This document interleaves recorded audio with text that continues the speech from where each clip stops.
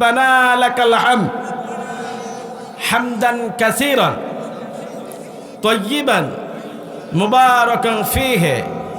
পড়ছি ইয়া রাব্বি লাকাল হামদু কামা ইয়ানবাগি লিজালালি ওয়াজহিক ওয়া আযীমি সুলতানিক।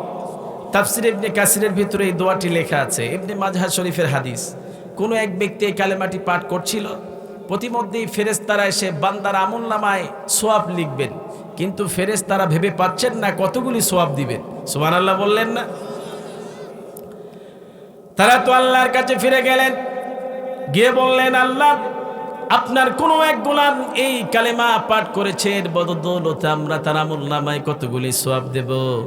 আল্লাহ বললেন, আমার গোলাম কি এমন দোয়া পাঠ করেছে তাই বলে তোমরা সওয়াব দিতে দ্বিধাবোধ করছো? আল্লাহ জানেন কি জানেন না? বলেন, ওয়াল্লাহু আলিমুম বিযাতিস সুদূর। মানুষের অন্তরে কি পোষণ হয় না হয় সব কিছুর খবর একজন জানেন, তিনি কে? আওয়াজ দিয়ে বলতে হবে, তিনি কে? ওই আল্লাহ বান্দার প্রশংসা শুনতে ভালোবাসেন, এজন্য ফেরেশতাদেরকে বারবার জিজ্ঞেস করছেন আমার গোলাম কি এমন দোয়া পাঠ করেছে। ফেরেশতারা তখন বললেন, ইয়া রাব্বি লাকাল হামদু কামা ইয়ানবাগি লিজালালি ওয়াজহিক ওয়া আযীমি সুলতানিক।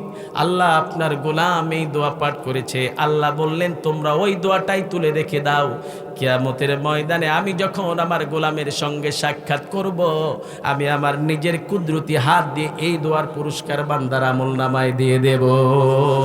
আরো জোরে বলে সুবহানাল্লাহ।